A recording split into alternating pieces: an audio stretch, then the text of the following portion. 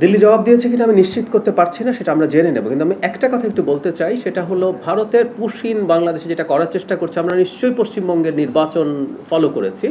সেখানে নির্বাচনে একটা ইস্যু ছিল, এটা তাদের একটা অভ্যন্তরীণ রাজনৈতিক ব্যাপার, যেটার খানিকটা চাপ আমাদের উপরে আসছে। আমি এইভাবে মনে করি না যে বাংলাদেশের সাথে কোনো একটা টেনশন তৈরির জন্য ভারতীয় সরকার এটা করছে।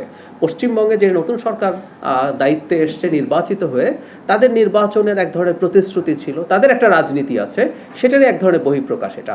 আমি দৃঢ়ভাবে বিশ্বাস করি বাংলাদেশে নতুন যে সরকার আসছে তার সাথে ভারতের সরকার, আমরা বিভিন্ন পর্যায়ে যখন কথাবার্তা বলেছি, আমার নিজেরও কিছু কথাবার্তা হয়েছে, তারা বাংলাদেশের সাথে 5 আগস্ট পরবর্তী সময়ে ডক্টর ইউনূস সরকারের সাথে যে ধরনের পরিস্থিতি ছিল সেটা থেকে তারা বেরিয়ে আসতে চান।